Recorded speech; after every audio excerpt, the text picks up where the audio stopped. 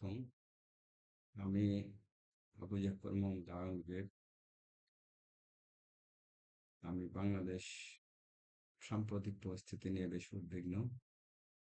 বাংলাদেশের বর্তমান পরিস্থিতিকে আসলেই সমস্যার সমাধানের পথে এগিয়ে নিয়ে যাওয়া উচিত।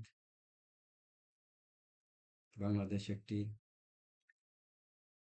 অত্যন্ত জনবহুল রাষ্ট্র।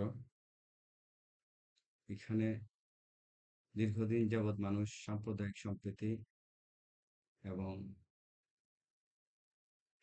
এবং পরস্পর সহাবস্থানের মাধ্যমে এবং পরিশ্রমের মাধ্যমে দেশটাকে এগিয়ে নিয়ে যাওয়ার চেষ্টা করছে।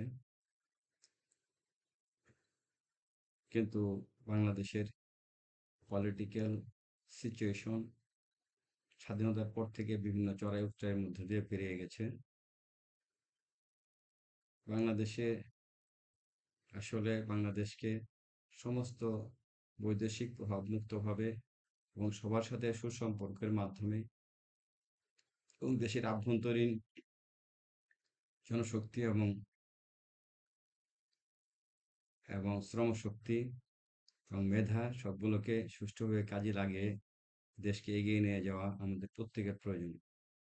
আসলে আমাদের দেশে একটা কথা প্রায় চালু হয়, সেটা হলো যে আমরা সুষ্ঠু নেতৃত্বের অভাবে আগে বাড়তে পারতেছি না। এবং আরেকটা কথা তার সাথে সাথে চলে, সেটা হলো যে যে যায় লঙ্কায় সে ওর আগুন। আসলে মানুষ ভুল ত্রুটির থেকে ঊর্ধ্বে না, কিন্তু আমাদের মূল প্রিন্সিপালটা যেটা হওয়া উচিত সেটা হলো যে আমি কখনো নিজেকে দুর্নীতির সাথে সম্পৃক্ত করব না, এবং যারা দুর্নীতিবাজ তাদের থেকেও তাদের সাথেও আমি সম্পর্ক কায়েম করে ব্যক্তিগত সুবিধা আদায় করার চেষ্টা করব।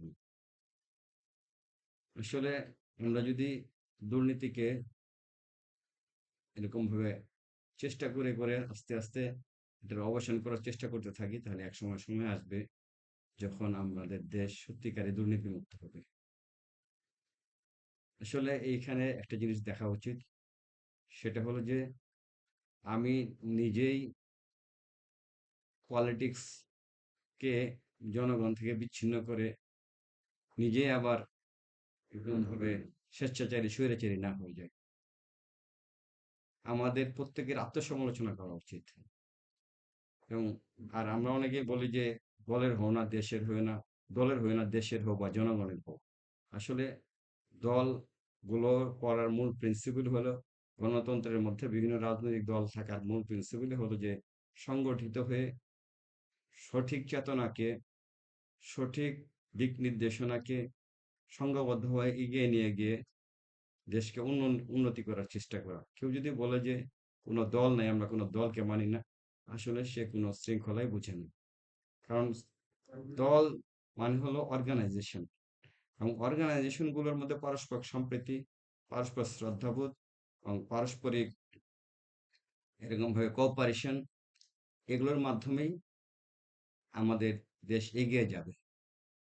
এবং আমরা আলাদা আলাদা দল করব, কিন্তু দেশের স্বার্থে সবাই এক হয়ে যাব।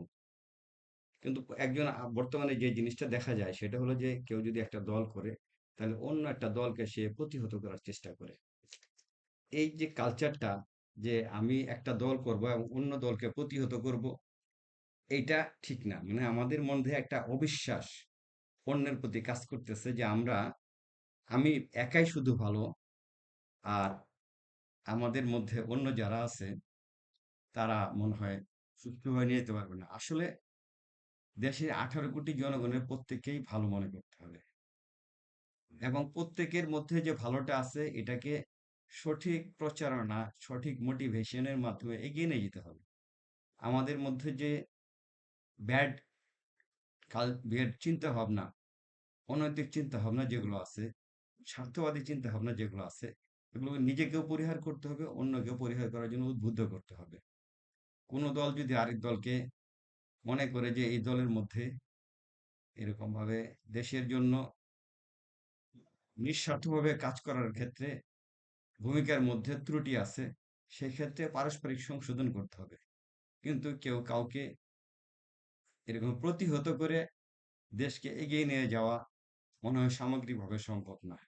এজন্য এ ব্যাপারে আমি সবার দৃষ্টি আকর্ষণ করছি এবং সবাইকে অনুরোধ করছি, আপনারা প্রত্যেকেই সহনশীল হন এবং প্রত্যেকেই একজন আরেকজনের সাথে সুন্দর মত বিনিময় করে, সুন্দর আদর্শগুলো গ্রহণ করে দেশের কল্যাণের জন্য এগিয়ে নিয়ে যান। আসসালামু আলাইকুম।